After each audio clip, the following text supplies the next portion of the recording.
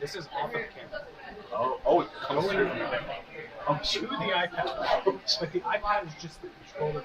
It's getting sent from the PC. Okay, that's good. I assume that this is going to be probably. That's not. Like, look, there's nothing. Yeah. I'm connected to that. It's taking some. Shouldn't be taking it for a while. However, we're still. That's what it looks like. And it is 360. Oh, we gotta set up the mic. Okay, where's do we have a road? Right. You want to sit down?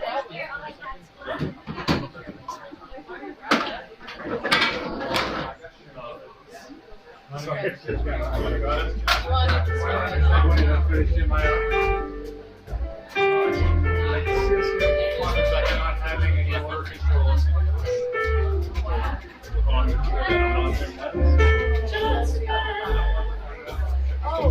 You can't see my finger. Sorry, I realized.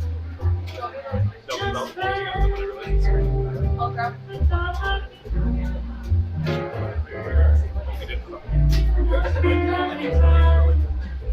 and suddenly the time storm is ending. It is in the ending to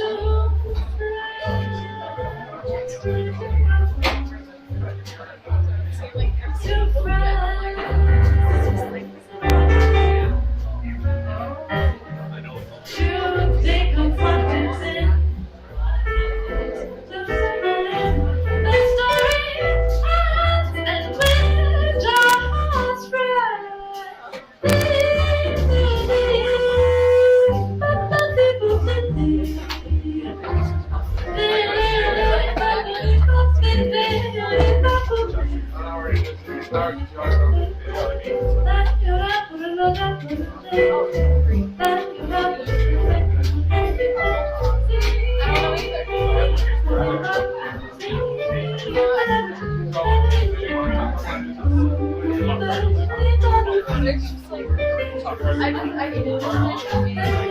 ends and with our hearts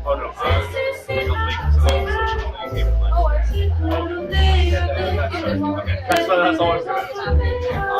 Wait, is there any ship?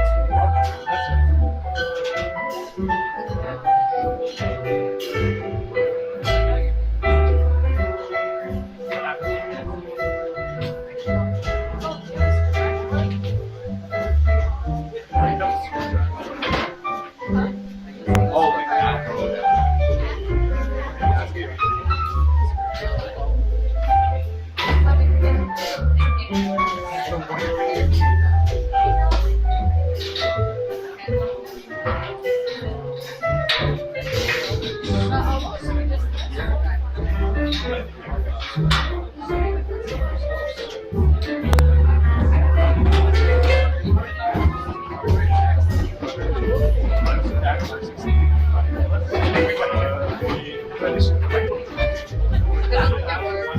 don't know how to work it.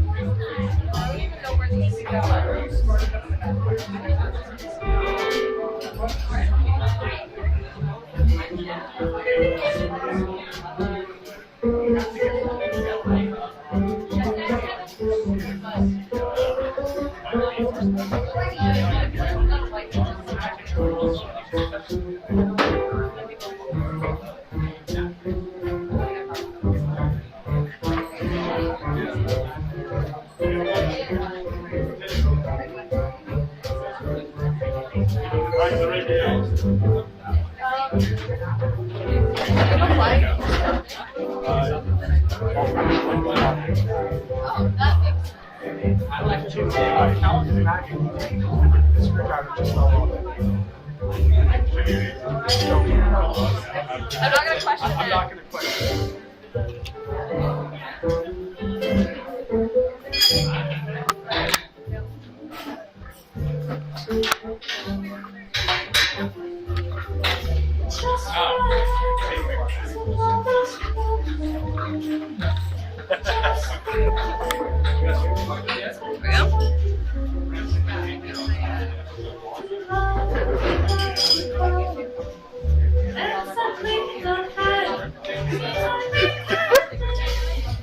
I'm going to assume it's the one with the little mic icon. Do you want me to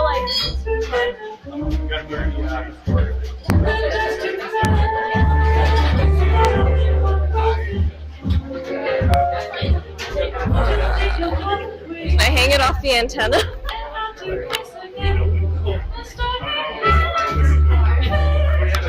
How are we now? Looking good. Okay. Do you want to try and listen to it so that I Do you can want to turn it a bit? turn what? Turn the whole camera body towards the stage more. So take the tripod and just rotate it a tiny bit. Oh, Yeah, like that. but that's There we go. Because the center of the Gotcha. screen should be that, but whatever. it's not centered though. It has to be one of the cameras has to Which camera is it? Is it this one? It's That one? this one. So that one needs to be. Okay, when you turn it, the stitching just changes. How's that? It's the same. The stitching's doing its job. I hate it. Okay, so I guess we recalibrate. Yeah. But I think it's this camera, so we need to be like that. Yeah, something like that. We're gonna have to charge this or switch the batteries soon, by the way. How much is that at right now? Are we not plugged in? We're not plugged in at the moment. We're Can on we battery. plug it in? We have that. Yeah, Let's do it. for the whole time. I mean. Okay, so here's the problem though. What? It is running off the AV guy's power supply there, Okay. and they don't know if that's enough to hold all this charge because it's running off too light already. Is there another So- power supply? The problem is we already got this. Actually, no, we have the extension here. Hold on. Never, never will I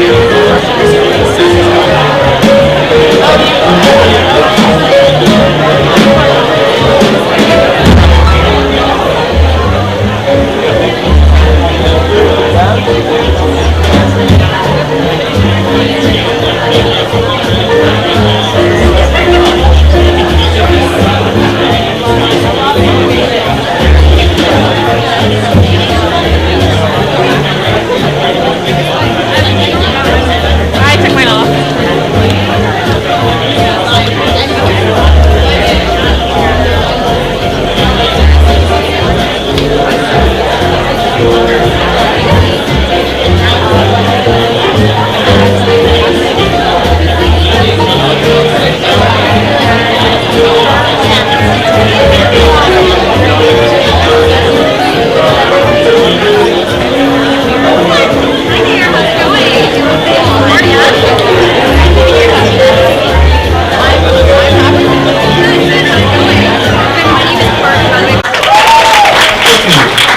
Don't forget about a little place called Guelph Humber. Yeah! There you go, go Owls. But seriously, wherever you made the trip from, we're very happy that you're here, and we're looking forward to celebrating all of you tonight. The work you've created is truly impressive, and it is having a great impact on the field of media. You're paving the way for the future of journalism, communications, and more. Man, I am so excited for the food tonight. You think they're going to notice all the shrimp I hid in my jacket there? Yes, yeah, we all noticed. You smell terrible. Worse than usual. Hurtful, but fair nonetheless. I'd like to mention that we have a few great contests tonight, and some of you will go home with some wonderful prizes. That being said, let's laugh, let's smile, let's celebrate. Let's get the show started. So to kick things off tonight, we want to get right into it and give out our first award of the night. We've never given this award out before. This is brand new. The first award of the night is for the best host at the EMAs. Good luck. Good luck, buddy. So, let's get right into it. The winner of the EMA for the best host at the EMAs goes to Paul Wierzbicki. Yes! Oh my God! Yes! Give us a few words. Wow! Thank you so much. This is so unexpected. Look, what can I say? I'd love to thank my mom.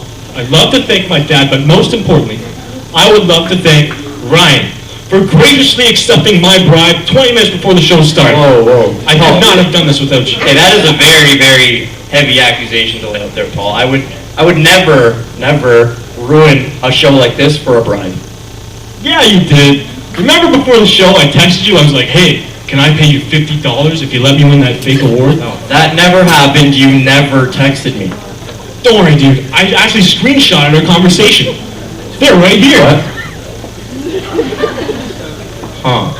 Okay, well. Alright, well, to be fair, Photoshop's gotten pretty good these days, so you can't really prove that, like, this is legit. Don't you remember the conversation we had backstage? We talked a lot about this, and I actually recorded it. I've got the recording right here. I'm so glad that me, Ryan Sigmandon, fourth-year media studies student at Guelph Humber, and host of the EMAs, has agreed to rig this award for you, Paul Wierzbicki, in exchange for $50. Hopefully no one finds out about this because, I mean, you know the rules. If anyone gets caught rigging the EMAs, they'd immediately get expelled in the last month before graduation. So, do you remember now? I mean, that's just like some random recording you pull out of nowhere. I mean, for all we know, that could have just been some hired actor.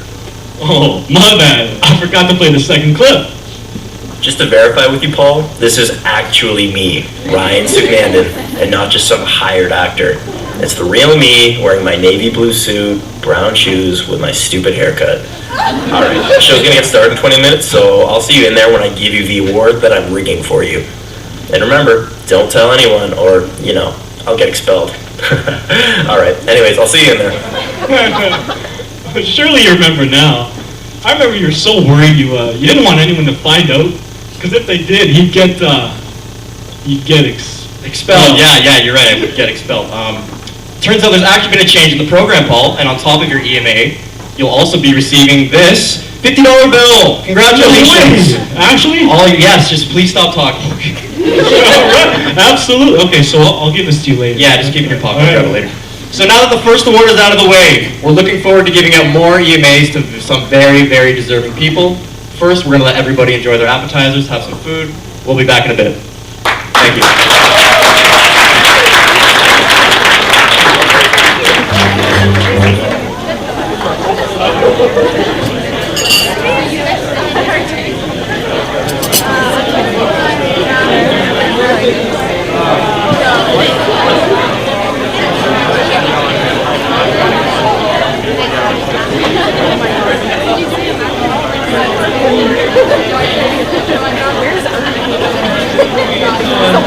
find myself gazing at the stars.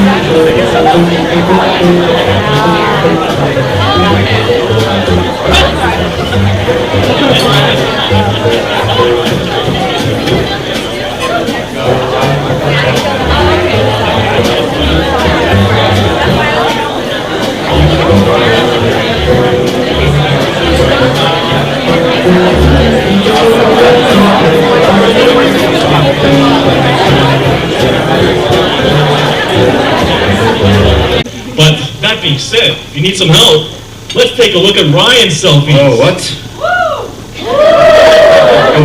Where did you get? Yo, I thought we were friends, man. Why are you exposing me today? I just googled your name, dude. I don't know if you noticed, but that's what you're posting online. I mean, at least I look good though, right?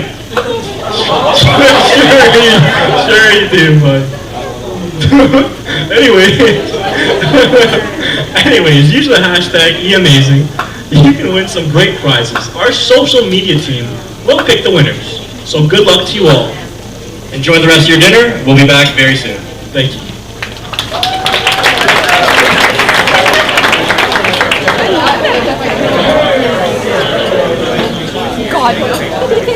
For coming. I was going to ask how many of you are here in Toronto for the first time, but I can't see anybody because of these lights. So I hope that you enjoy yourself. I am not going to take up a whole lot of your time because I know that we are all very anxious to get to the main event. But I just wanted to say a few quick words. We all love to talk in the business of media and in the business of media education about the complexity and diversity of the platforms that we're seeing, that you guys are working in and that we're seeing coming around the corner. I would say that in the last 3 to 5 years, what we've been talking about even more than the complexity of the technology is how the power of media is exploding with the technology. Particularly in the last couple of years, we've been talking about how those platforms can be used to obscure, to divide, to dominate. And I don't know how many of you have had a chance to see our entries. Tonight we have 40 finalists and we're here to celebrate them. If you haven't had a chance to look at those entries, to read them, I really, really encourage you to check them out. Most of them are on our website. If you haven't already, I really, really encourage you to do so, and not just because they are beautiful. They're beautifully written, they're beautifully photographed, they're beautifully designed. But more than that, I think that overall, what our finalists really show is the power of media to be as good as it can be. But overall, what we are seeing with what is coming out of this generation, and that's not me, it's all of you, and you can see that in our entries tonight, or what we're celebrating tonight. We are seeing entries that can really shine light into dark or unknown corners. They connect people who may have different perspectives but are more alike than they really know. Excuse me, that can change our minds and make us care. And two, and this is especially for those of us who are, I'm going to say, a little bit older, It's really great to see who we are turning our pages, our airwaves, and our bandwidth over to. It's a very inspiring generation. We have people from 12 different schools here tonight, and I really want to welcome you all. And I know this really sounds a bit trite, but you are all winners. Whatever platforms you're working in, whatever is coming around the corner, what is not going to change, I believe, is the power of a great story. And we are here to celebrate those great stories. I want to say a few thank yous before I turn this back over to our hosts. Thank you, first of all, to my institution, the University of Guelph Humber, for sponsoring this event now for the 5th year. 2015 we started, and it just seems to get bigger and better every year, so I'm really grateful for this opportunity. I want to thank all of the universities and colleges literally from coast to coast that support us by submitting their best work every year. Nearly 50 of them this year, and as I say, 12 of them here tonight, so welcome. I want to thank our judges, 54 this year, top-level professionals in photography, design, journalism, public relations, who give us their time to review our entries and pass judgment, for better or for worse. But no, we'll say for better, always for better. I want to thank our sponsors, Sonic AV, who's doing a fabulous job tonight, Muskoka Brewery, and GTA Photography, our tech staff and faculty who support our 4th-year students in this project. I can tell you this is a lot more than a typical class time or a 9-to-5 job. And finally, I'd like to thank our 4th-year media studies students who produced this event. This is a capstone project. They do our website, they do all of our social media, our marketing, our planning and organization of this event. And I really appreciate it. So let's have a hand for them.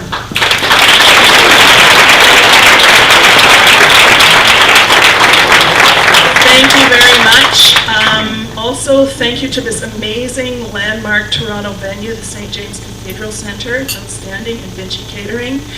And I don't want to delay you any longer, so I'm going to leave you, and I'm going to invite you to take a brief glimpse at the people who brought you this evening. Thank you very much.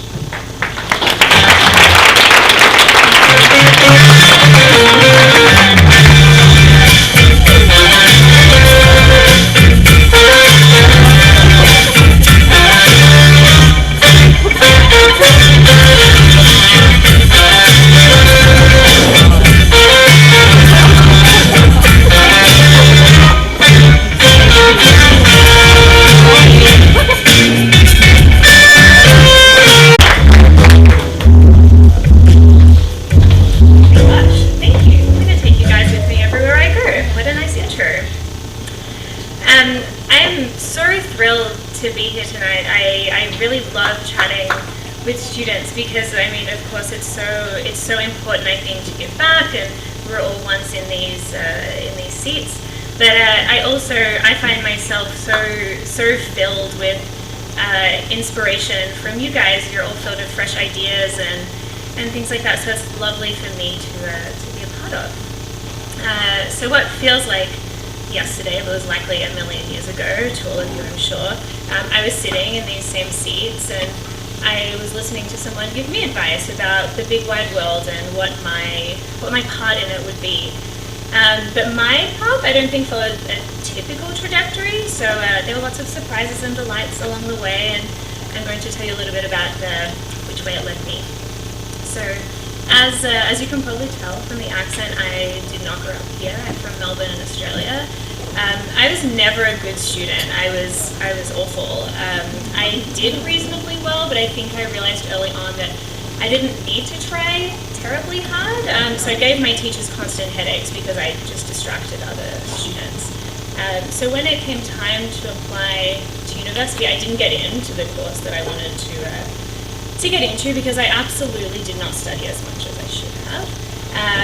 So I went with my second school and got a bachelor. I did a Bachelor of Business and majored in marketing and event management. So I was certainly more interested in the event management side of things. I desperately wanted to be a wedding planner. I was a lover of love and wanted to really be a part of bringing together, what would be a lot of people's, one of the biggest days of their lives.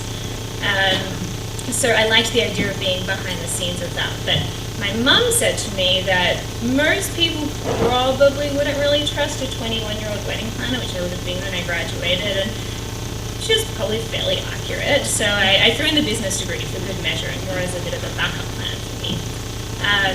I feel like I barely graduated, but I was just ready to get out and work. I was done with school. I had my eye on the prize and was ready to kind of be out in the workforce. So by that point, I'd really, I guess by the end of my degree, I'd given up on the whole wedding planning idea, and I'd had a little taste of PR in that big world through an internship that I did in my last semester with a truly crazy woman who I just adored. I probably learned very little about PR and a lot about how to have a great time and to have fun at work, which certainly set a barometer for me because it showed me that it was so important to me to have fun with what I do. But through that, it came time to graduate, and I decided that like a real job and the real world wasn't quite for me. So through the internship with the crazy PR lady, I had met a bunch of other women who were running their own businesses in PR, and they all kind of took me under their wing. I was like the baby Jess that they all, helped me out as I went along my way. And they all said, we have freelance work that we can give you. So I was like, okay, that puts off having to get a real job for a little while. So I thought if I need to register a business number, then I may as well register a business name, and I'll get some business cards, and I'll start a Facebook page, and like be fine. Like that's all it really takes. So I launched my first business, Honey PR, about a week before I graduated university. I had no clue what I was doing. I had literally never written a press release ever. But I was, I guess, like a ballsy and bratty little thing, and just figured that I could figure it out along the way. So I didn't really give it a second thought, and I just jumped in. And I think I was never, ever scared to try, and I think that was the strongest asset that I had at that point, and I mean, potentially is the only asset that I had, but I did have that, so I went with that. I ran Honey PR for about 3 years and had such a fun time doing it. But deep down, I think I knew that I was only going to learn as much as I knew personally at that point, and I really needed to like learn from some other people. I was 24 or so and needed some actual experience, and thought I should go back and get that real job that I put off. So I decided that I wanted to work in entertainment or in television, and I spoke to the one person who I knew in that industry. So I hunted her down, asked to have a chat with her, and she mentioned that there may be an opening at Channel 10, one of the large networks in Melbourne. And she said, reach out to them. So I had this woman's name, and that was it. So I tried every single email format of her name until I figured it out, and emailed her until she said she'd meet with me.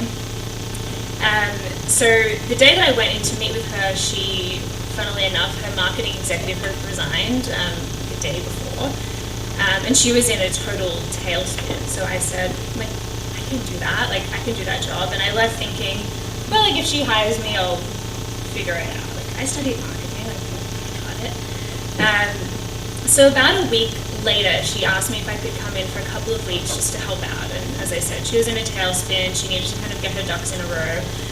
So I said, sure, I'll come in and do that. And I think I was there about a week before she offered me the permanent job. So that was great. She was also nuts, but I'd learned everything that there was to know about the entertainment industry. But I think ultimately, and most importantly, what I learned in that job was how to manage a situation when I wasn't the manager. I had a lot of managers, I think, throughout my career that I had to take on a management role and just kind of not let them know that I was doing that, but like I managed the situations. So about a year or two into my time at Channel 10, the company did a big restructure, and all of the marketing efforts were moved to Sydney. So my job was made redundant, which really at the end of the day was like such a huge blessing for me, because I was starting to get an itch to move on and was like done with that job for that time. It allowed me to take a break. I traveled and kind of had some time to figure out what I wanted to do next. So during that time off, my original TV contact called me for the second time since we'd had that original and very casual chat at the beginning, and offered me a job. So I took it and I moved into the publicity department at Channel 9, another one of the networks in Melbourne. And I just loved this job and everything that came along with it, also a lot of fun. My boss said this one was really tough, and I liked that kind of that standard to be set for me. So I really enjoyed that, but I was also starting to realize that I probably didn't make a good employee. I was still young and bratty and thought that I knew better about things, and it was really hard to impact change in a large public company. Plus there was a silly boy calling my name who I'd met in Melbourne but moved to Toronto, and I thought, you know what, I'm ready for an adventure. So I sold all my stuff, sold my car, moved out of my house, jumped on a plane and moved to Toronto in the middle of February. And I was like, I nearly effed up. Like, that was a silly decision. Big shock to my Australian system. So anyway, I went and I'm still here, so I guess it worked out. But for the first time in my life, I was really faced with the question of like, what am I going to do now? Like I moved to Toronto, I had no job, not a single friend, not one contact, and what I was very quickly realizing, a very jerky boyfriend. So I applied for PR job after PR job and just wasn't hearing anything back, and was getting like pretty disenchanted with the whole thing. I got in the door at one agency after I sent a perfectly timed afternoon sweet treat with my portfolio to them, but ultimately I didn't get the job because I had no knowledge of the landscape here in Canada. So as I said, feeling really disheartened by the lot of PR, and decided to take a step back from applying for those jobs and assess what I actually wanted to do here. So what I took from my past experience was really how I got the jobs that I had gotten in the past.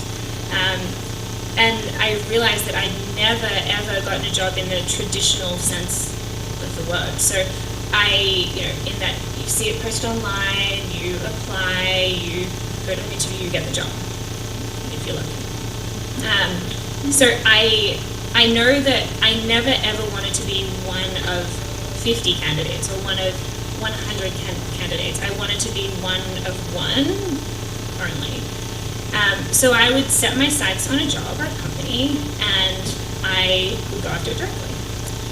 And I've always been a firm believer that if you don't ask, the answer is always no. And I've gone through my life thus far being like pretty unapologetic in asking for what I want all the time, because there's just no one else who's going to ask those questions for you or as well as you can. So now that I knew how I was going to get my job, I needed to figure out what that job would be. So I'd never fully let go of my wedding planning dreams. So I thought, maybe I'll do that in Canada. And I had nothing to lose, so I threw myself into thinking about that. And I researched every wedding planning company in Toronto, and there are a lot. And I found two that were really well aligned to my personal style. So I reached out to them and just said, like, hey, like, can I take you for a coffee? I'd love to hear about your job and your company. And at that point, like, it really truly was not any more motivated than that. Like, I wanted to learn. I wanted to see if this was an industry that I could fit into. So I reached out to the two planners. Planner number one, Laura, her name was, or still is. She agreed to meet me for a coffee, so we went out and I just adored her. We became very friendly, and she said, from time to time I have work, and I need like an extra hand styling, and I said, just let me know whenever you need me. I'm So she contacted me about, I don't know, a couple of weeks later and said, I have this job, I can't be there, but if you want it, it's yours. So I, of course, said yes, and she said to me, you know, I won't be there, but you'll be working with this florist, Ashley. I said, great. She said, you'll adore her, she's fantastic. As I said, I had no friends, like I was still friendless. So I was like, great, maybe I'll get a friend out of this, that's fun.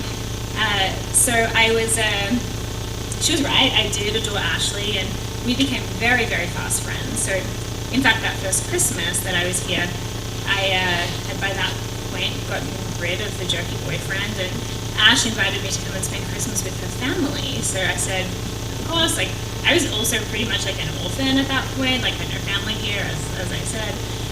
So she was like, it'll be my mom and dad and brother, and my brother will hit on you, just ignore him, don't worry about it. And I was like, okay, I'll be fine, I got this. But he was certainly very hard to ignore, so we started dating that Christmas and getting married next year. So that was my plan there. So that was wedding planner number 1. So that worked out really well for me. So like, tick, success. So wedding planner number 2 is a little different. She told me she already had all of the consultants that she needed for that season, but she thought I was more suited to PR. She had a friend in PR, she'd pass on my details, and I was like, sure. As I said, disenchanted, didn't want to do PR, was off the idea. But her friend did reach out 2 hours later or so after that email, Emily. So we arranged a time to meet the following week and just immediately hit it off. We immediately hit it off.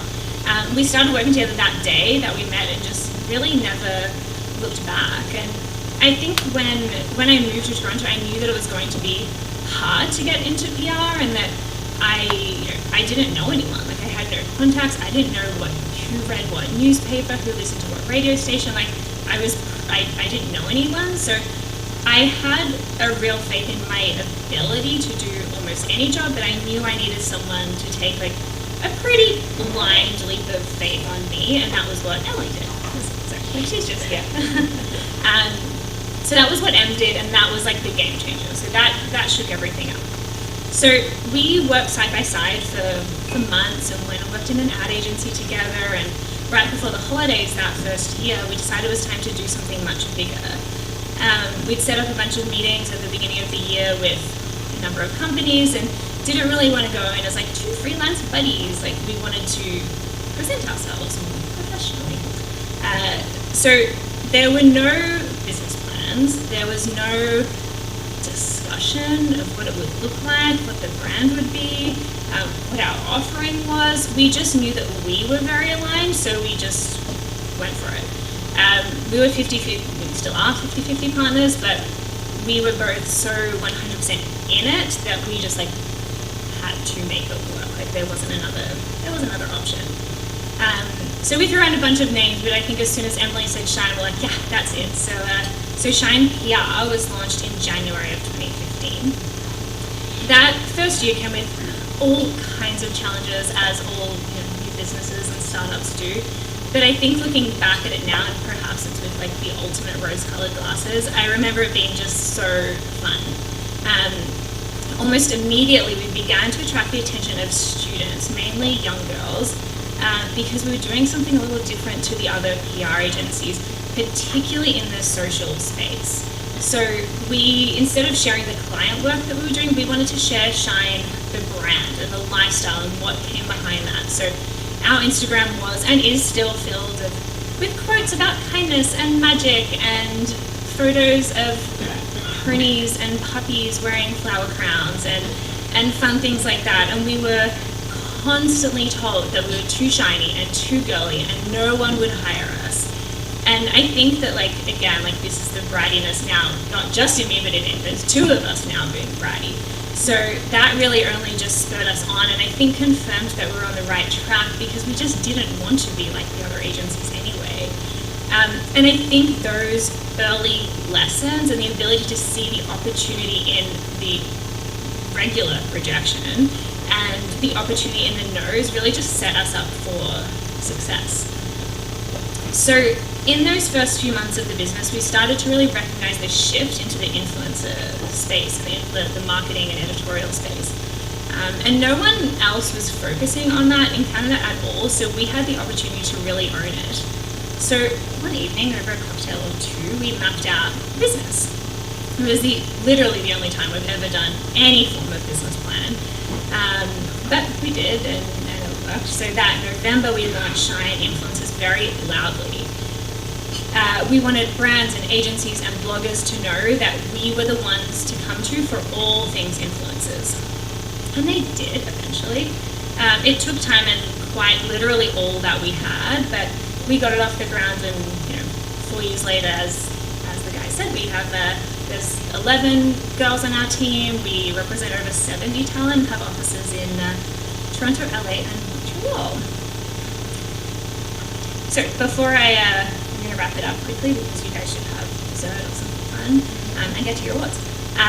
But I will leave you with one last thought, and that's that I think that it's so easy to downplay our successes, and that we're taught to be very humble and often attribute success to luck. But it's just not something that I prescribe to at all, and I think that it's all well and good to be at the right place at the right time, and we've all been there, but it doesn't take into consideration just the most critical part, which is having the courage to act on that. To talk to people who inspire you, and to ask the questions and put yourself out there, because it's just in those moments where all of the magic happens. So that is all from me. Thank you so much for listening to my story, and enjoy the rest of your evening.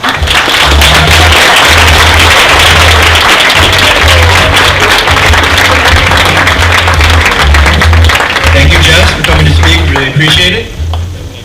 And now, it's time for the moment we've all been waiting for. The Emerge Media Awards. Who's ready to win some awards?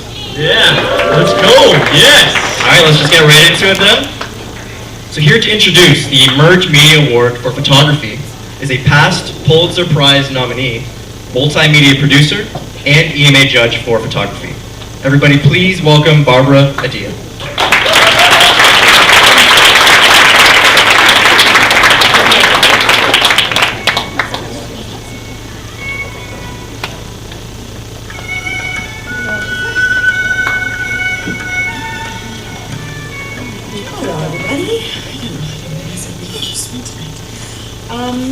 So I've judged the Emerge Awards for a few years now, and being in the Newswire service for probably well over a decade now, it's always really actually a great pleasure for me, because in the news world, the photos are all death and destruction, stuff like that. So I get to have fun looking at all of your creative work and how you present yourself, and all the out there ways that you wish to express yourself. So I want to say thank you. I've really enjoyed it the past few years.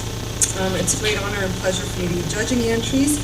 And they always say, a picture is worth 1,000 words. But I find it also reveals an insight into the photographer. Because when you look at the image, you get to have an idea of what they're seeing and how they're seeing it. And through their composition, through their lighting, through their angles, can understand how they're expressing themselves to you. So it's not just the message that you get from the photo itself, but you kind of get a little feeling for who the person is as well, and how they're looking at the world. So I've always found that really interesting, and it's also affected how I've looked at some of your photos, and how it's made me feel about what it says to me and what it says about you taking the photos. So no further ado, let's go to the prizes. So the judges had this to say about the second place winner, quote, "Such a fun project. Love high-speed sync, nice shot, and well executed. Keep it up." The second place winner is Jordan Keller of Langara College for Flower Girl.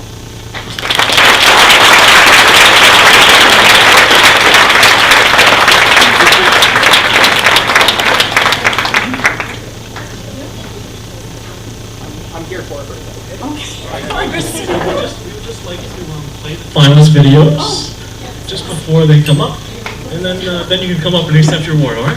Thank you for your patience. Sorry about that. Photography. Joseph Doedge-Vestine, Mohawk College, on the move.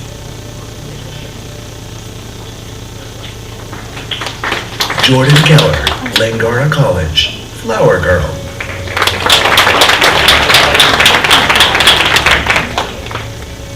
Megan Montero, University of Guelph-Humber, A Shade of Gray.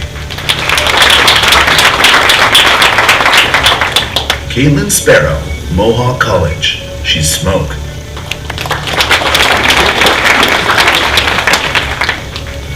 Casey Wigington, Fanshawe College, Bursting at the Seams. As I said, second place winner is Flower Girl.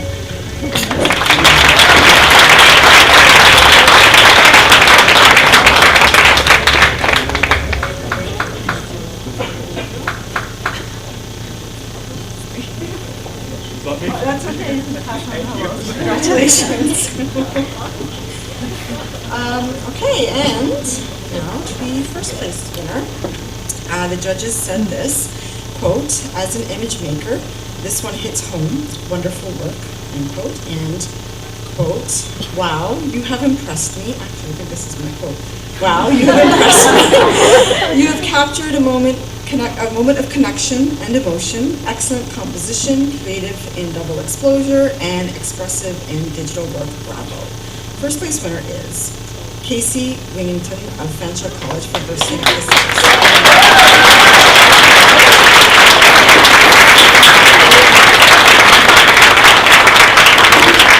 I have to add, it's one of the few perfect scores I've actually given each other.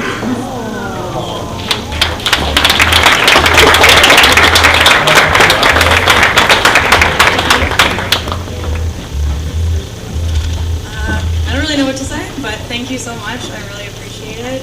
Congratulations to all the other finalists. Your work is outstanding, and thank you for this evening.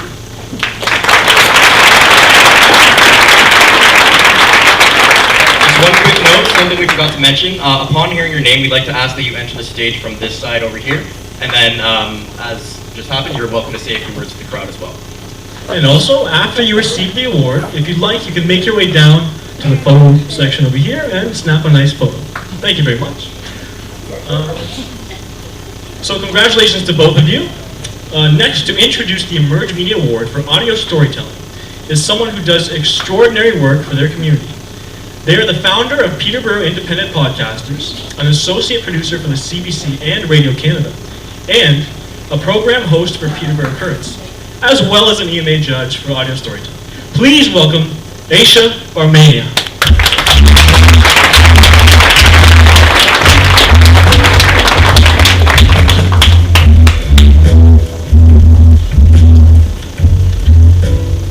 Thank you so much. It was a privilege to judge some of the audio storytelling works that have been, that made it to the finals. It's a privilege to hear the future producers of public radio and podcasts, and it's a wonderful experience to hear those works that are challenging conventions of public radio and podcasts. And I hope you can keep that energy and that inspiration of being a student in a university, challenging boundaries, and keep up that inspiration for when you are working on the public airwaves. So I want to hear that voice. So I think we have a video of finalists. These are the finalists for audio storytelling.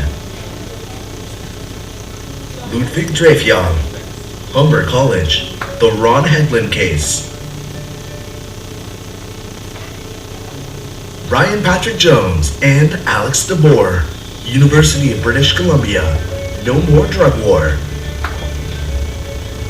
Rayanne Sabah, Curtis Larson, and Robin Welsh, Mount Royal University, Breaking Expectations. Robin Simon, Ava Coulter, Julia Simone Rutgers, and Carrie Churchill, University of King's College. 20 years on, the Kosovo refugees. Kirsten Stringer, Caitlin Taylor, Katie Doak-Sawatsky, Corey Coleman, Josh Diaz, Jared Gotzelek, Brenna Enkel, Michaela Solomon, Rebecca Marroquin, and Celine Grimard, University of Regina, 2945, Connection and Division. Okay, and the second place winner, the judges had to say this. Outstanding, a slice of history come to life. The storytelling flowed easily and naturally. Good use of sound, and the quality of sound was very good. And a very impressive collection of clips and interviews that transports the listener to a different time and place. Excellent entry. Second quote.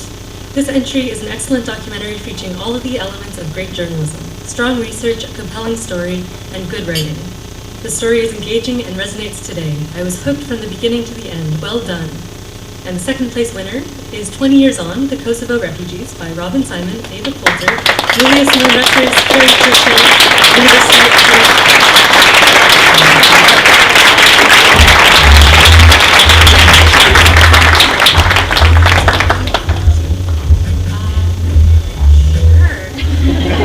Why not? I'm up here. Thank you so much, Emerge Media Awards. It's a very significant award. And thank you to the Giuseppe family for sharing your story with us. It was a very meaningful experience. And Pauline Bacon, my mentor professor at the University of King's College. Woo!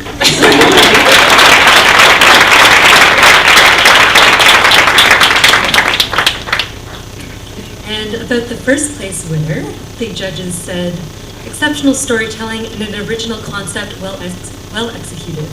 The producers used sharp storytelling to reveal insights with compassion and insight. A highly compelling podcast.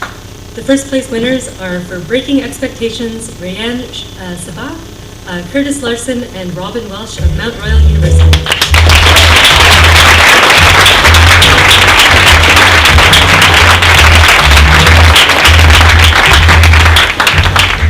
Is there a representative from Mount Royal University? Then I will accept this on their behalf. They are very honored.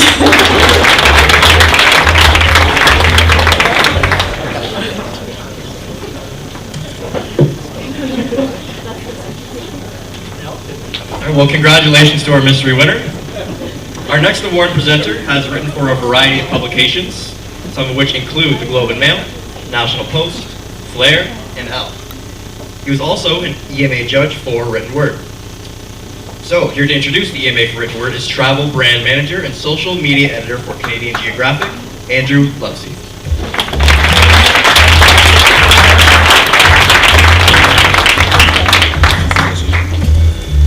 Thanks for having me tonight. It's been a real treat reading the finalist submissions this year. At Canadian Geographic, we've been sharing Canadian stories for almost a century, so to read the work of our future journalists was really quite an honor, and we took it quite seriously. Just speaking for my fellow judges, I think it was a pretty close competition this year. So we'll just watch this video quickly, and then we'll get to our remarks. These are the finalists for Written Word. Ryan Patrick Jones and Callan Lyons, University of British Columbia. BC School holds traditional naming ceremonies for Stalo youth. Marina Shenfield, MacEwan University. My pharmacist turned out to be a sexual predator. Zach Vestra, University of British Columbia. The Lonely Goddess, a lost memory of Tiananmen, hides in plain sight on UBC campus. Carmen Wong, University of Guelph Humber, Mind the Gender Gap, Women in STEM. Moira Whiten, University of British Columbia, Stubborn Baseline.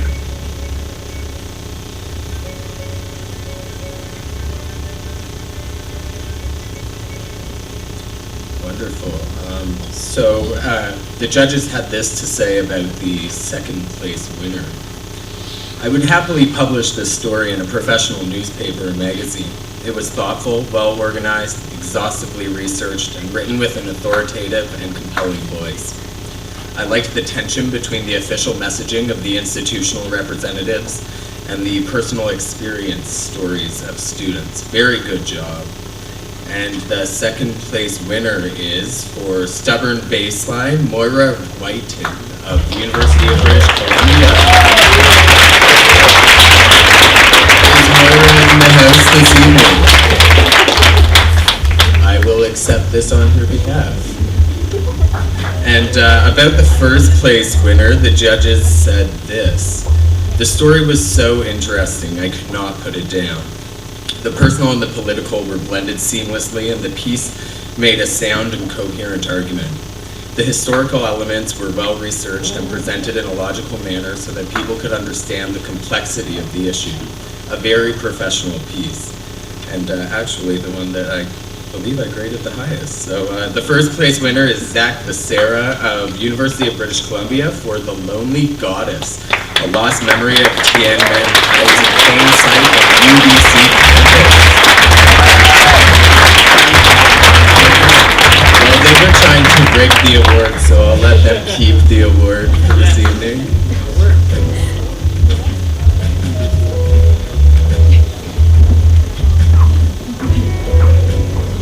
Alright, some more awards for me. That's great. Just kidding. So congratulations to everyone who's won.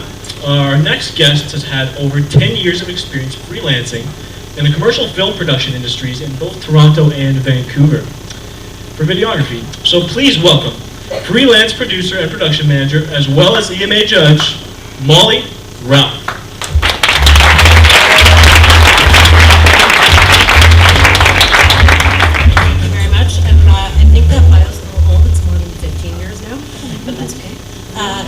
I'm a freelance producer and production manager, mostly here in Toronto, mostly in commercials and advertising stuff, and some music videos here and there. And I have to say, I've really enjoyed judging the Emerging Media Awards over the last few years. I really enjoy watching the student work that's coming out. I'm amazed at the quality of a lot of it, most of it, and it takes me back to my college days, and just thinking about all of you guys spending endless hours in edit suites putting these pieces together. So, with that, let's take a look at the finalists. These are the finalists for Videography.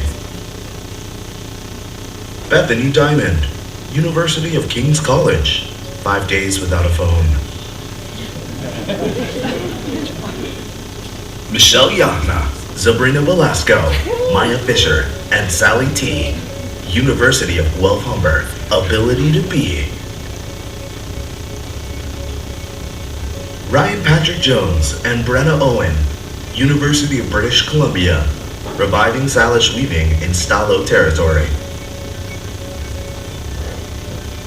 Caitlin Taylor, Janelle Blakely, Kirsten Stringer, Kyle Griffin, and Reza Golzadeh, University of Regina, Alter. Jonathan Ventura and Annie Reuter, University of British Columbia, citizens responding to the opioid crisis.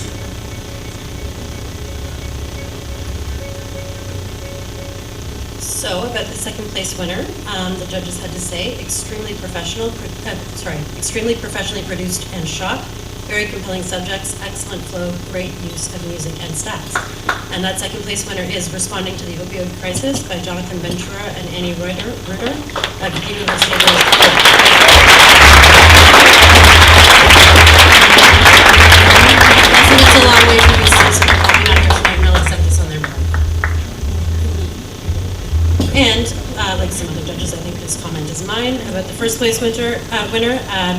Wow, it is not easy to engage like that for a full half hour, particularly in the day of micro content. That was incredibly interesting and flawlessly executed to professional standards. Well done. All technical elements of telling the story were executed well and assembled together with precision, creating a cohesive and super engaging piece, strong from the opening moments through to the end, and really interesting and compelling. I can't really say much more than great work. And that first place winner is Alter by Caitlin Taylor, Janelle Blakely, Kristen Stringer, Cale Griffin, and Reza Golzadeh, I'm sorry, I probably butchered that, of the University of Regina.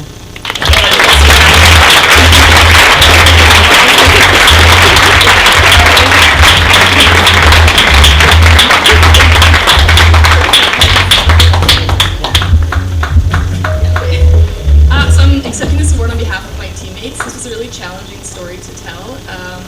I also want to thank my profs. They were with us every step of the way. We had a lot of issues. We filmed this over a week, and by the end we had almost a terabyte of footage to sort through. So it was quite a challenge.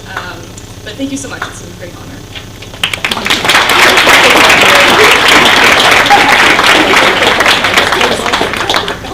All right, so just taking a quick break from the awards. We've already told you guys about our social media contest, but we actually have a new one. We see you guys have been posting your photos with the hashtag eAmazing. That itself is eAmazing. It absolutely is. What can I say? So we actually just have a brand new social media contest for you guys. So hopefully you guys already follow our social media accounts at EmergeTO. If you don't, please go follow them. We actually have a brand new Instagram account called @EmergeAwards. Now the great thing about this is the first 10 followers in this room, right here, will win a fantastic award. So what are you guys waiting for? Go follow @EmergeAwards right now. The first 10 people will win a prize. Also, while you're on social media, feel free to follow one of our fantastic providers for the night, Sonic Audio Visual. You can follow them on Twitter @Sonic_odd_viz and on Instagram @SonicAudioVisual. All right, so good luck to everyone in the contest. We'll continue with the awards now. So we've had a couple winners. I'd like to welcome our next presenter. She has more than 15 years of strategic marketing and communications experience across corporate and not-for-profit sectors.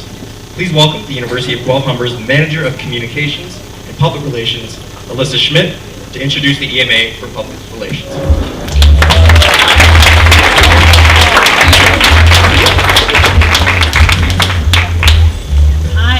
Good evening. It is very bright up here.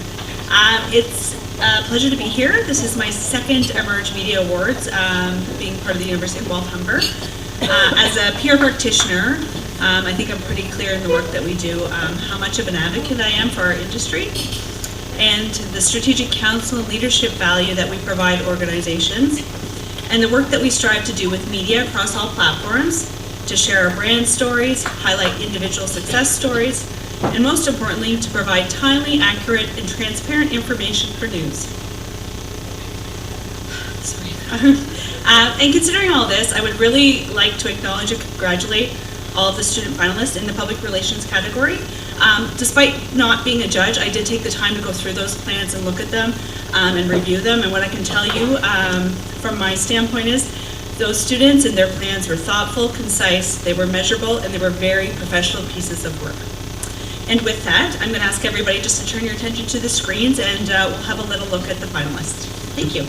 These are the finalists for Public Relations. Sarah Fullerton and Danielle Demiere, Conestoga College, Public Relations Proposal for Langton Hall. Annette Hines, Conestoga College, Building Our Community, One Child at a Time. Jody Huemanoder, Vanessa Cardoso, Michael Milne, and Louis Fan, Conestoga College, Here We Grow Again. Nicole Rosenberg and Johanna Epstein, Humber College, Hide Seek Media Kit. Marissa Watkin, Conestoga College, Building Connections Through Communication.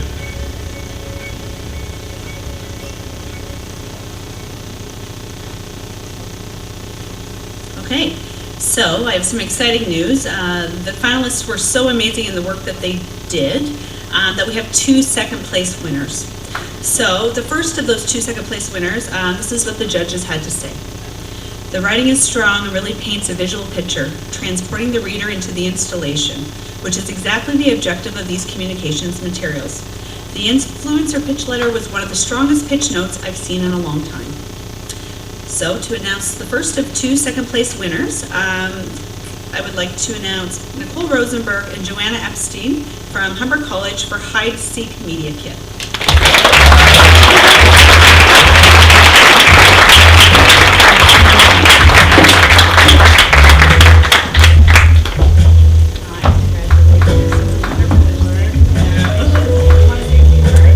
Thank you, everyone.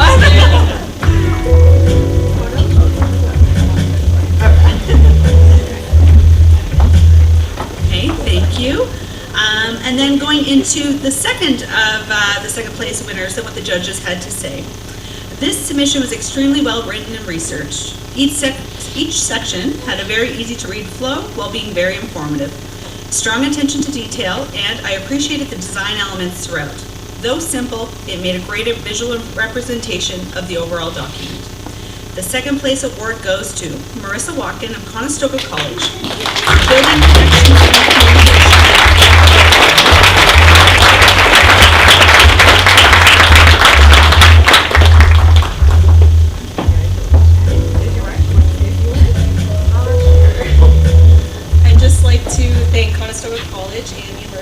Media Awards for choosing me to be not only one of their finalists, but also one of the second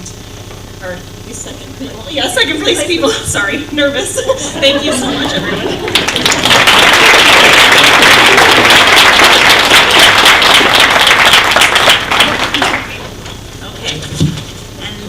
First place award that we've all been waiting for. The judges told us that it had incredible entrain and was very well defined. They loved the simplicity in the messaging because it was structured, informed, and very impactful. The first place award in the public relations category goes to Annette Hines of Conestoga College for building our community one child at a time.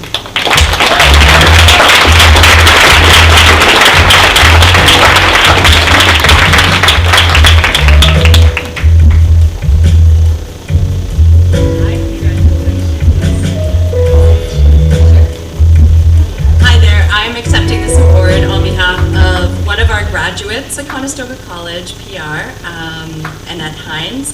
She unfortunately is very busy adulting and couldn't get time off work to come, so it's my honor to accept this honor. Thank you.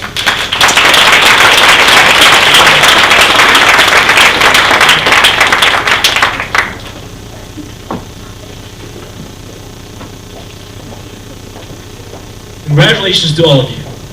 Here to introduce the Emerge Media Award for Multimedia Production. Please welcome the Director of Digital Strategy for K9 Strategy and Design and the recipient of the 2013 Design for Social Good Award. Also an EMA Judge for Multimedia Production. Please welcome Richard Carmichael.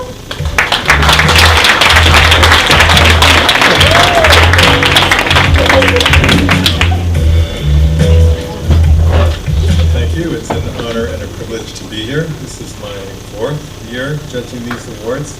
I have to say that every year the caliber and quality of work and the execution is getting better and better, and it's really impressive to see the talent that comes out of these groups of people. Today we're going to talk about the 2nd place winner. We're going to look at some video first. That's it. These are the finalists for Multimedia Production. International Multimedia Team, Ryerson University, Hong Kong 360. Brenna Owen, University of British Columbia. Stalo language teachers take fluency into their own hands. Sophie Gray, Alexander Kim, Emma Loy, Holly Mackenzie Sutter, Alex McDowell, Sharon Nadeem, Andrew Seal, and Aaron Strickland, University of British Columbia. Stuck. Annie Reuter, Jonathan Ventura, V.S. Wells, Ramatullah Sheikh, Carlos Salinas, Brenna Owen, Jamuna Galai Tamong, Brendan Dixon, Dustin Batar, Mark Fawcett Atkinson, Callan Lyons, and Ryan Patrick Jones, University of British Columbia. More than words. Sharon Nadeem, Joanne Pierce, Andrew Seal, Mark Atala, Amelia Duggan, Yannick Ayama, and Farah Kashoff, University of British Columbia, finding a solution to Canada's Indigenous water crisis. Very good. And about the 2nd place winner, the judges said, a great variety of subject. It is clear that a lot of research and passion went into this project. Great work. And a fascinating mosaic of stories that creates a vibrant portrait of a city and its denizens. The 2nd place winner is Hong Kong 360 by Bianca Lodi, Alan Stephanie Lim, Aurora Block, Camila Gonzalez, Selena Gallardo, Declan Kyo, Katie Sawyers, Najani Tusun, and Ryerson University.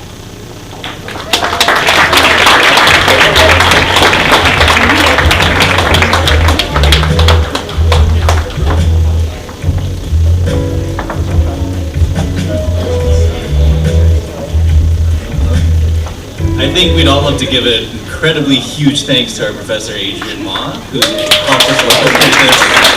So much work on behalf of, yeah, it was a really great opportunity. Thank you all. Check out the page, put on the VR goggles if you want to get the full experience.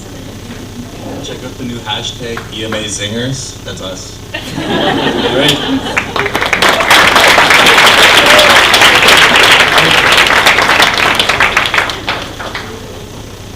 The judges said about the first place winner, I was blown away by this project. It is easy to see how much hard work went into this.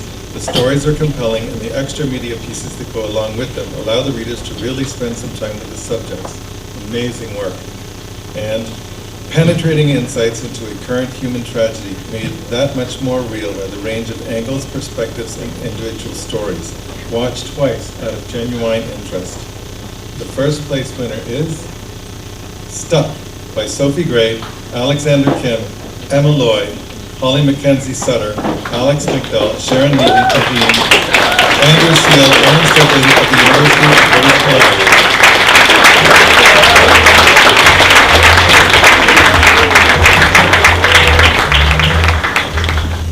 Thanks so much. Thanks to, first of all, UBC and the Global Reporting Program at UBC that allowed us to do this project for an entire year. The stories that we did in this project will stay with all of us forever. It was a great learning experience, and thank you to the incredible people who shared those stories with us and trusted us to tell their stories in the right way. Thank you.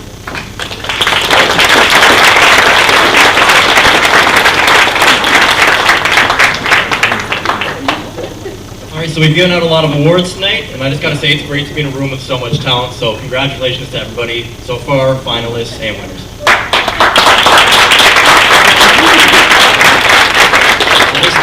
This next presenter, this guy's something special, I gotta say. He's here to introduce the EMA for design for a print magazine or spread, for a print magazine or spread. He's the barrister and solicitor from the law offices of Patrick J. Clifford and professor from the University of Guelph Humber. Everybody give a nice warm welcome to Patrick Clifford.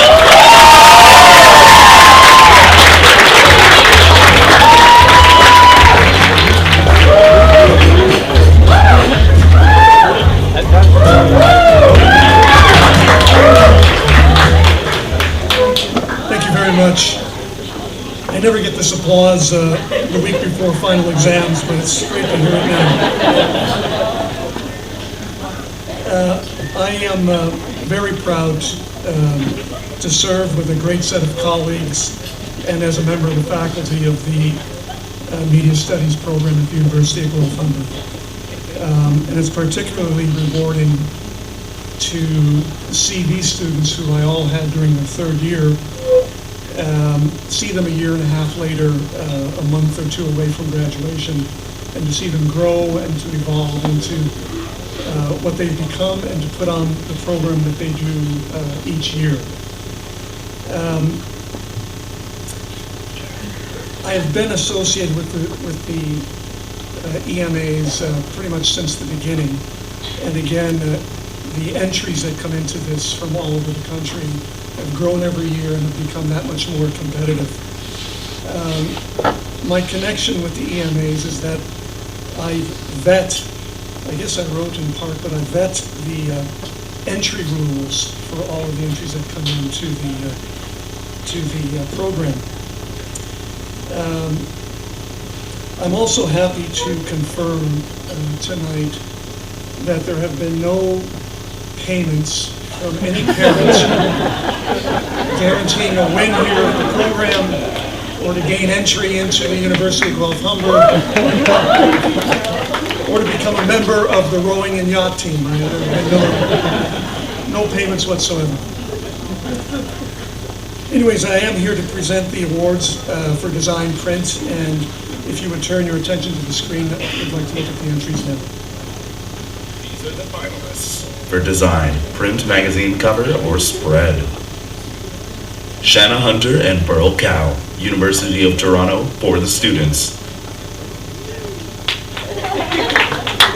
Troy Lawrence, Angela Fu, and Burl Cow, University of Toronto, the leadership. Jake Bowen, Lesia Costu, Kelsina Ryan, Sarah Novia, and Carmen Wong, University of Guelph Humber. Kate Reeve and Burl Cow, University of Toronto, scene. Ellen Newman, Piyumi Kunara and Pearl Cow, University of Toronto, unapologetically Indigenous.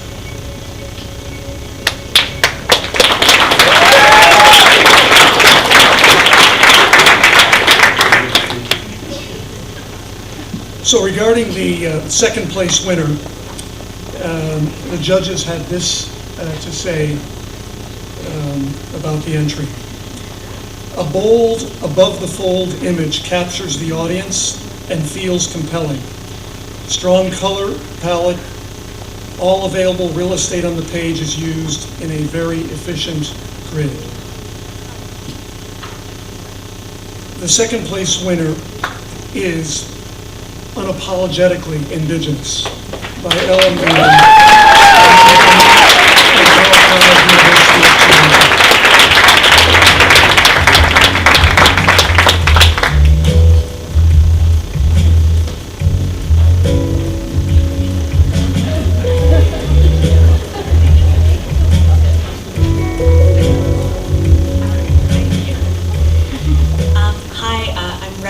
Pearl tonight, I will just say, having worked alongside her, that she's an incredibly talented designer, as you can see from the 4 out of 5 awards that she's, 4 out of 5 places that she's been nominated for, so I think she really deserves this award tonight. Thank you.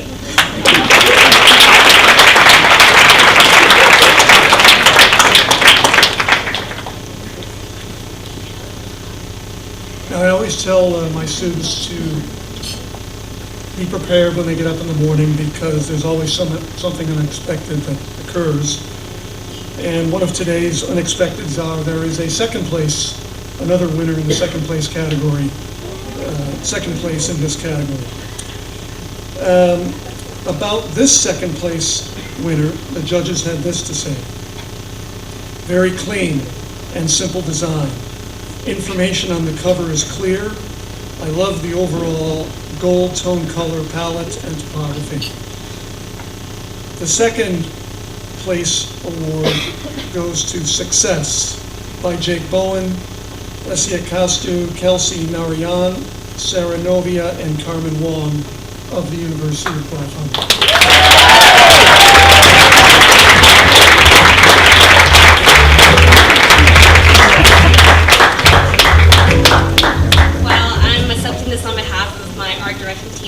I'm a very proud Guelph-Farmer alumni, so congratulations to all of you. I know the hard work that gets put into this, and I just want to say congratulations. And I have to thank Kathy and Kimberly for the Emerge magazine. And thanks so much. Enjoy the rest of your night.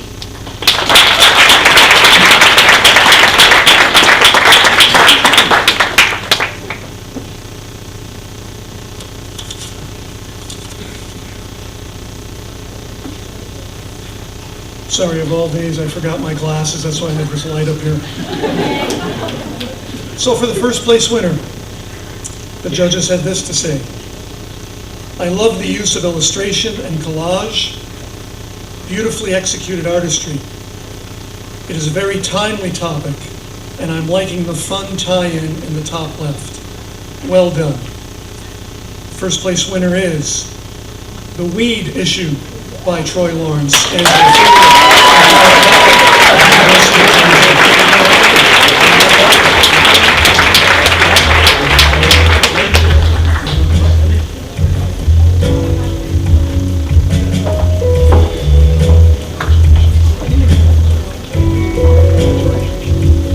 on behalf of the design team at the varsity, I just wanted to give a huge thank you to everyone on our mascot team. We had a great experience this year, and hope everyone else has a good night today.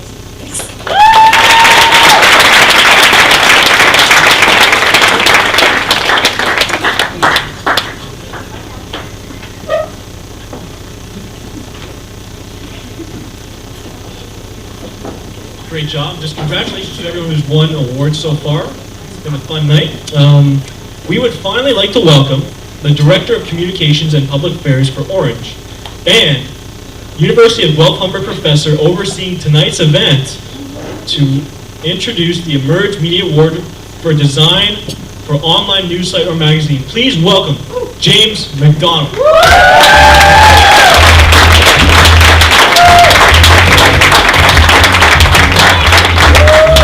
they have to cheer like that, I'm grading them.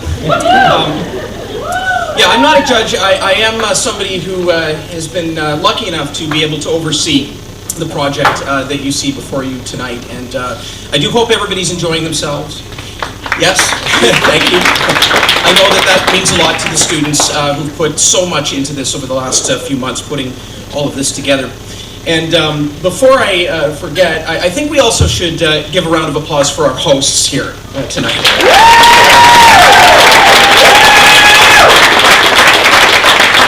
And despite what Patrick said, I think we're going to have a little talk about the bribery thing. So it has been a real great pleasure and privilege for me to be involved in media studies education. This is actually the 10th anniversary of the first course that I ever taught at the post-secondary level. And one of the highlights has really been to be involved in the Emerge project over the years, where we get to celebrate student achievement. I've been at this gala a number of times, and I'm always amazed that the students just continue to raise the bar.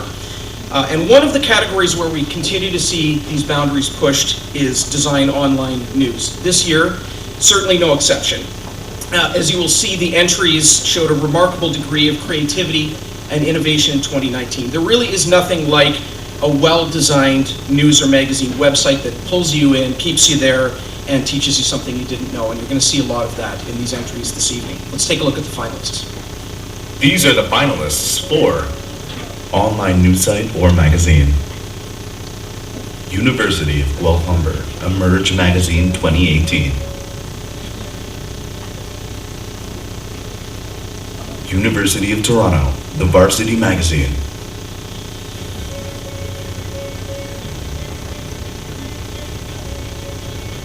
University of Toronto, The Varsity.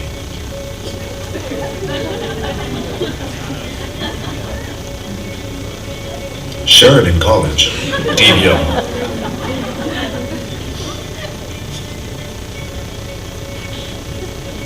University of British Columbia, the UBC.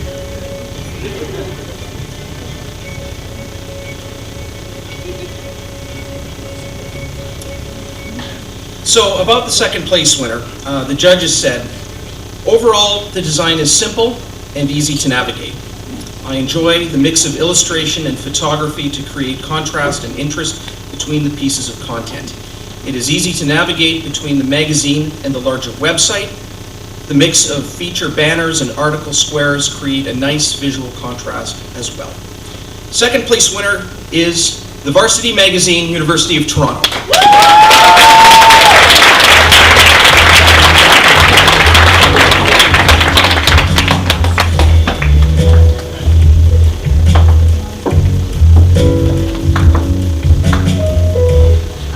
I just want to thank our back-end web developer, Stephanie, and our front-end web dev, Nikki, who couldn't be here tonight, and our entire varsity team over there. Thanks a lot, guys.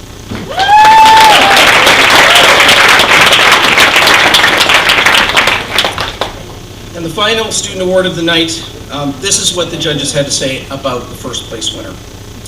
Well done. Great mix of content and creative that has a rich and diverse offering, something for everyone.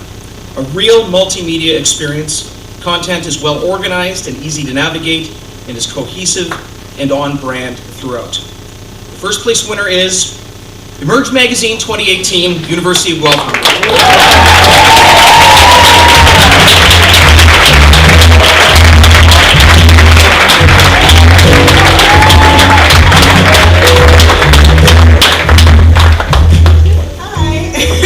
I just wanted to thank the EMAs and the fourth-year students. I know it must have been really hard to put this event together. And I also wanted to thank and acknowledge my design team and also my content writers, the photographers, the videographers, the graphic design team, just anybody who was involved with the web magazine, and also especially our faculty and all of the professors that really helped us out with that. So thank you.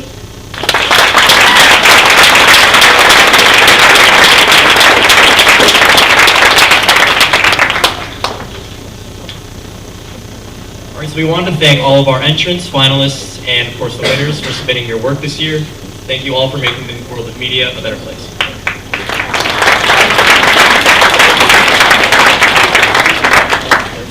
We'd also like to thank our special guests and award presenters for all of their hard work in judging and recognizing our finalists. Please stay seated, and we will have our volunteers bring you a small token of our appreciation. All right, so now we have the contest winners to announce. So we'll just ask that if you are a winner of a contest, just please stay seated, put your hand up, and one of the volunteers will bring you your prize. All right, so starting with the first 10 followers for the @Emerge Awards account. These are your Instagram handles, so hopefully you don't have a silly handle. First winner is Camila_Gonzalez. Camila. Second, Alexis Corin _. Lovesy. Ivy Libs. Farah Kashaf.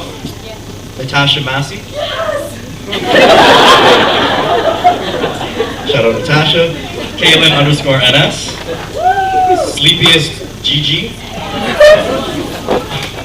Man_gives_birth. And finally, Marissa Watkin. Yeah, so if I just said your Instagram handle, please raise your hand and the prize will be brought to you.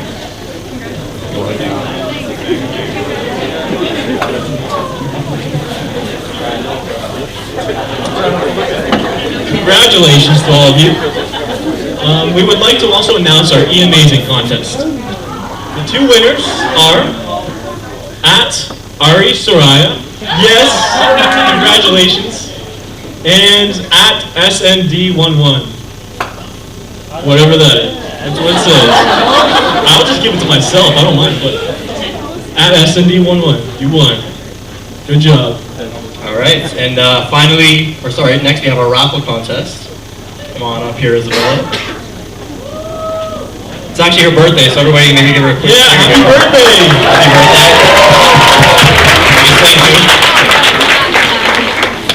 Happy birthday! Two winners, right? All right, so everybody grab your raffle tickets that were in your name tag. We're gonna announce the winner of that. So first we have 1721549.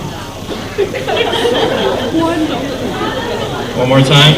1721549. We got it? I can't see those lights.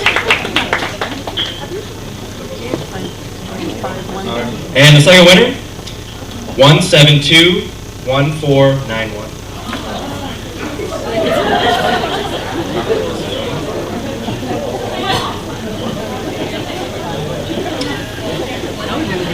All right, 1721440. What numbers? We'll just keep doing it until someone wins. Here all night. 1721505. What did we get? No, that's it. That's one. Oh, yeah? Hey, really? Oh, yeah, okay. Yeah! Right there. Congratulations.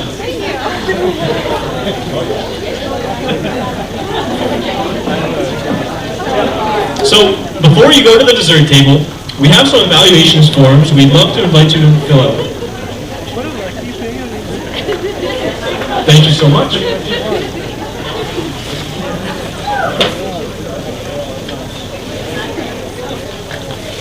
All right, so one final note here. For all the winners, for your trophies, if you'd like to, you can come up to the front afterwards and grab your case, just so you know to drop it.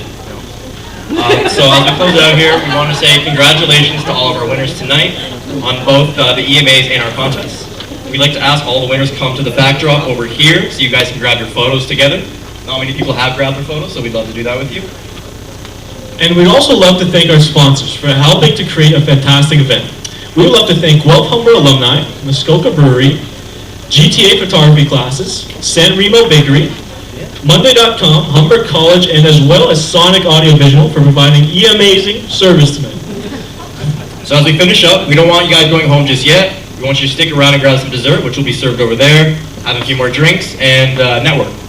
And lastly, As up-and-coming media professionals, please take pride in the work you have done, the work you are doing, and the work you will do, as you are inspiring people to create incredible work. As one of the major forces, as one of the major forces behind the creative revolution of the 1960s and 70s, William Birnbach once said, "All of us who professionally use the mass media are the shapers of society. We can vulgarize that society, we can brutalize it, or we can help lift it onto a higher level." Tonight has truly been amazing. Yeah.